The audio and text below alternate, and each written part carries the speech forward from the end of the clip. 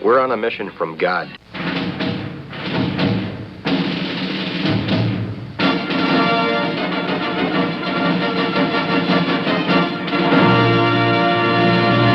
And now for something completely different.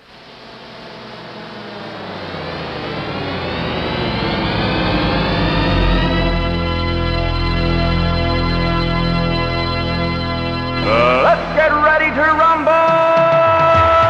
Yeah, baby, yeah! This is Pastor Jolly John Lekumsky. And this is Pastor Matt Youngblood Clark from Ascension Lutheran Church in picturesque South St. Louis. It's always picturesque, Matt. Always, always. You know, maybe for variety's sake, you should come up with another. I'll see what I can do. Another description, another adjective. But it is, honestly, we were actually driving through your neighborhood, going to Ted Drew's of all things, and it is very, very picturesque around your church. So. I've got, so the view outside I'm recording this at in my office at church, in my pastor's study here, and there's a view of Francis Park right across the street, John. You can't beat it. It's a blessing and a curse because it's a beautiful view, but then, you see all these people outside running and jogging and frolicking and playing on the tennis courts. And it's like, oh boy, that looks like fun. Yeah. And you're stuck inside recording with me. I know. I'm recording Wrestle the Basics with John Lekumsky. No, this is great. Oh, I wouldn't want to be anywhere else, John. Oh, well, thank you, man. So, no. Well, maybe once COVID gets over, you and I can record on the tennis courts. There you go. Live from the Francis Park tennis courts. So Matt, a few weeks ago, I started a new game, which we called What's the I don't remember what the name of the game was. What's the context? Yes. That's the name of the game. So you got me thinking about playing tennis and being outside the park. See, it's distracting, isn't it, John? See, I'm telling you. Yeah. See, you're complaining about it. It's distracting.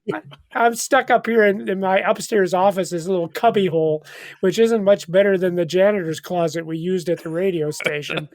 So, well, anyway. So what's the context? And I just want to repeat one. And this will drive my wife crazy because she hates repetition. But it just so impressed me because I was in the ministry for 40 years and I never knew this. You know the great passage where God says to Abraham, I will surely bless you and I will surely multiply your offspring as the stars of heaven and as the sand is on the seashore. Yes. And in your offspring shall all the nations be blessed. He made the promise about the many, many descendants, but it's in this verse, he says, in your offspring shall all the nations of the earth be blessed. And what's the context of that? Do you remember, Matt? Yeah, that was the sacrifice of Isaac, right? Yeah. The Lord commanded Abraham.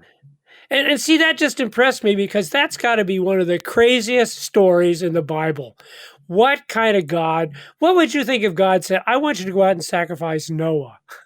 I know. Shocked. And what kind of God is this? And I can't imagine. But when you read the text, God explains what he's doing. He's trying to remind us that sin is no minor deal. It's not like God just shrugs his shoulders and says, oh, I don't care. No, sin is going to require a sacrifice and not some goat or bull or ox. That ain't going to get the job done. No, it has to be a really, truly great sacrifice. In fact, like sacrificing your own son. But of course, the whole point is that's not what God is asking us to do. Don't you dare sacrifice your son Noah, because God has declared you shall not murder. But God has pointed out he's going to make that sacrifice. In fact, Paul takes that promise, and this is what Paul says. Now, the promises were made to Abraham and to his offspring. It does not say, and to offsprings, referring to many. It's not the plural. It isn't. It's the singular, but referring to one, and to your offspring, who is Christ. And so Paul understood that. But I wonder if before Christ, if Paul did understand that story. I bet he just scratched his head as a good, studious Jew. What does this mean? Yeah, I think that's a great point, John, that apart from Christ, that story is still terrifying, right? Yep, what's going on here with Abraham sacrificing Isaac. And yet, when we read it in light of all that Christ did for us and his passion, then we just recognize during Holy Week, it all begins to make sense. Even the location, Mount Moriah, that location of Jerusalem, and where Jesus would make that ultimate sacrifice for us, and not just a son being sacrificed, but the Son, the Son of God being sacrificed, God and man, like you said, for all people, for all nations. And see, now I didn't even catch that connection. I didn't think about the fact this is the temple site. Is that what you're saying? Yeah, This yeah. is where- So this is it. So geographically, Wow. oh my goodness, how everything just comes together. And how could you not see the fulfillment that's in Jesus Christ? Oh boy. And that, of course, is the beautiful message you shared with us last week, that it's the scriptures, according to the scriptures. That's what it's all about. And we've got the scriptures. And therefore, no matter what's happening, even if it would seem like God is asking us to do something incredibly wrong, no, in the end, the scriptures will be fulfilled and we'll see the truth. Now, I want to go to another passage then, which actually relates to what we're talking about. A passage that explains why Jesus is doing what he's doing, why he's suffering and dying on the cross, and ultimately rising from the grave. But I want to ask you, what's the context of this? Because I think the context makes this passage all the richer. But let's start with the passage. It's the classic. Everybody knows it. Verse 45 of Mark chapter 10. Yeah. There Jesus says, "For even the Son of Man came not to be served, but to serve, and to give his life as a ransom for many." So there's the explanation. What's Christ dying on the cross? Well, he says that he's given his life as a ransom, and I love the phrase there, for many, because that means it includes you, and it includes me, and it includes everybody who's listening to us. It's not just a select few, but no, it's intended to be for many. In fact, elsewhere Jesus says that for the whole world, God loved the whole world. But now, Matt, what's the context of this beautiful, beautiful promise that I'm giving my life as a ransom for many, Jesus says? So it's in pretty stark contrast to what James and John request of Jesus right before that. And what do they request? So they're requesting, Jesus is talking about being a servant here and serving, and their request is just the opposite. Theirs is they're seeking honor, a place in glory at Jesus' right hand and his left hand. So we have James and John, the sons of thunder, as Jesus calls them, at their worst. Yeah. At their incredibly worst, self-focused, only concerned about their blessings and their glory. And yet, this is where Jesus makes the great promise about he's come to give his life as a ransom. He's not interested in what they're interested in. He's not concerned about people serving him at his right and his left, but he is concerned about serving others. And if that doesn't prove what Paul says, that while we were at sinners, Christ died for us. See, that's what because you might assume, well, Christ would die for a righteous man. I could see that. But of course, the beauty of the whole story we've been talking about these last few weeks is that he died for sinners, and that includes you and me. Let's look at that story in a little more detail, if we could, Matt. Do you know the relationship between James and John and Peter and Andrew? We've got two sets of brothers there. Do you know what these guys used to do for a living? So they're all fishermen. Yep. In fact, they were partners. In one gospel, it says they actually partnered together. And what do you know about when you get a bunch of fishermen together? They tell fish stories, right? Yeah. And they're always the one that got away. Exactly. And they're always trying to one up the other, right? Yeah. Oh, yeah. you got a 5-pounder. Well, I caught a 10-pounder. Oh, you got 20 fish. I caught 50 fish. And pretty much, if you look at the background of the story, that's what's going on. There's this competition between Peter and James and John and Andrew. And in fact, here's what I think is going on in this text. It looks like if anybody's going to be the right-hand man, it's probably going to be Peter, right? Yeah. You remember what Jesus said to Peter that would give you the impression that he's going to be the chosen leader? Yeah, so after Peter's confession of faith, right? Yeah. Jesus says, he calls him Peter, and on this rock I'll build my church. So that's pretty high praise, at least for his confession of faith. So it seems like he's won the competition. If we've got a race going on here to see who's going to be the next big guy, but of course, if you read through Mark, something terrible has happened to Peter. He's kind of been knocked off his pedestal. Do you remember that story? Because you probably had that in your readings, didn't you? During Lent, I think, Matt, about Jesus saying, "I'm going to suffer and die." And then Peter, yep. Peter, I mean, again, the disciples messed up, and Peter, surely not, Lord. This won't happen to you. And Jesus even says, "Get behind me, Satan!" Right? Because Peter's trying to get in the way of his plan to go to the cross. And so if you're James and John, you're thinking this is our chance, right? we need to step up here while that Peter and Jesus are kind of on the outs. Well, get behind me, Satan! And I think that's what's going on here. They see this as their opportunity now. So hey, Jesus, we know you and Peter are on the outs, but what about us? Can we sit on your right and your left when you come in your glory? As you pointed out, Matt, they have no idea what they're asking for. Jesus says, but when you come in your glory. In fact, I love the detail of Matthew to show you what a bunch of weasels these guys are. They don't even ask Jesus themselves.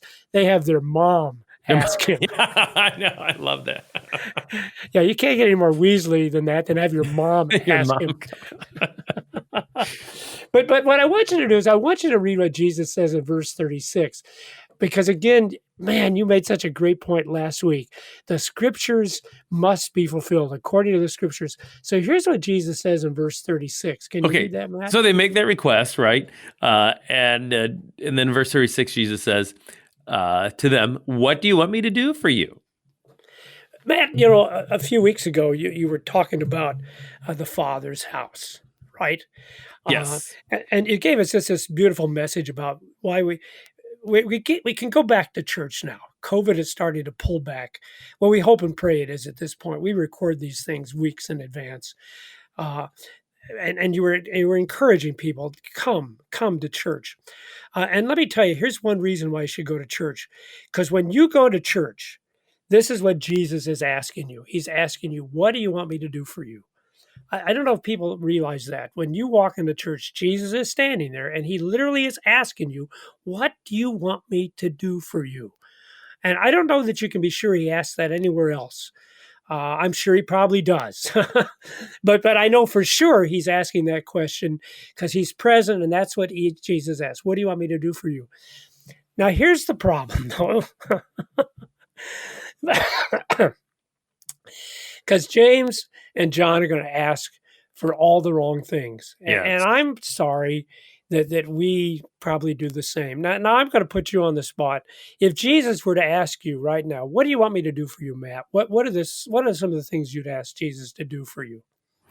Well, should I give the pious answer, John, or the honest answer? No, give me the honest answer. We're looking for the honest answer. No, I mean, I think of, honestly, I will be honest. I often think of Solomon, too. I think that, God, that similar request. Well, what you ask what you want. What do you want me to do?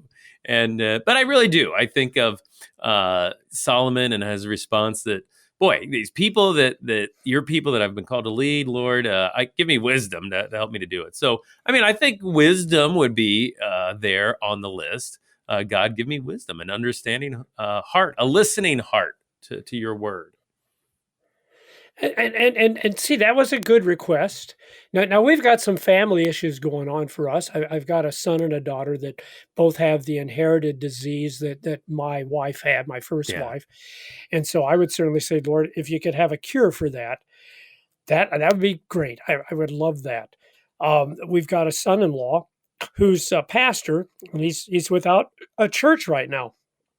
And that's a hard thing for a guy who's trained to be a pastor, not having a congregation. So we pray, Lord, by Christmas, we say, we know it's your will, not our will, but by Christmas, if he could have a calling suitable to his training. And so again, those kind of things, wisdom are good. Although, can I make a comment about Solomon? Yeah. Because Lynn and I just got through reading this, and I realized that was a good prayer, and God answered that prayer, didn't he? Yes. But I'm thinking, Solomon, still, that wasn't the best prayer either. because Solomon ends up getting in all kinds of trouble because he's so wise and so smart. At least he thinks he's so wise and so smart. I think Solomon would have been better off if he said, Lord, give me faith. Let me be faithful to you in all I do. I think that's probably the better prayer. But you see, that's the thing. We've got a father who isn't going to say, oh, well, I'm not going to give, no, if you want wisdom, that's a good thing. I'll give you wisdom. But I hope at some point you realize you need something more than wisdom. I hope you realize at some point, John, you need more than just that your children would be healed, because they're still going to get sick and die just as you are. You know what I'm saying? So we got a father who answers our prayers, but he's always pushing us to have something more. So let's talk about the prayer. What do you see in the problem with the prayers of these guys who said, grant us to sit on your right and your left in your glory? What's the problem with that prayer that we might have too, Matt? Well, probably multifaceted. I mean, yes, it is. They are out for glory. They are in this for praise and glory, rather than following Christ to take up the cross and follow him. And I think the other big problem is. But wait, let's just stop at that. Let's take them, because I agree with you completely, and that is the problem. So it's all right for me to pray for my kids' healings, but it's not all right for me to say I don't want any crosses in my life. Because Jesus has been very blunt, hasn't he? Yeah, you said it right there. What has he told us to do? Take up your cross and follow me. Yeah, you hit it right on the head there, Matt. So okay, it's all right to pray for these good things. I'm not saying you shouldn't pray for them. But if you mean by that, I don't want any struggles or trials, no, Jesus already said that ain't how it's going to be. In this world, you will have trouble. Of course, as you alluded to last week, he's also said, I've overcome the world. If you don't believe me, the tomb is empty, according to the scriptures. All right, so number one, that's our problem. We're looking for glory, and Christ has already told us, no, there's going to be crosses and trials. All right, what other problem is there? Yeah, the other thing is it's so selfish, that request. They are looking out for just themselves. And again, to go back to Solomon, I mean, in his request too, he talks about, he doesn't want wisdom for himself, for the sake of himself. He wants wisdom for the sake of those people that God has called him to serve and lead in his vocation. So, but here, John and James, I mean, they just wanted the glory for themselves. We give us to sit at your right hand or your left. So different, and even more different from Jesus, because, Jesus, just the opposite. Everything he's doing in his earthly ministry isn't for himself, but it's for us to serve.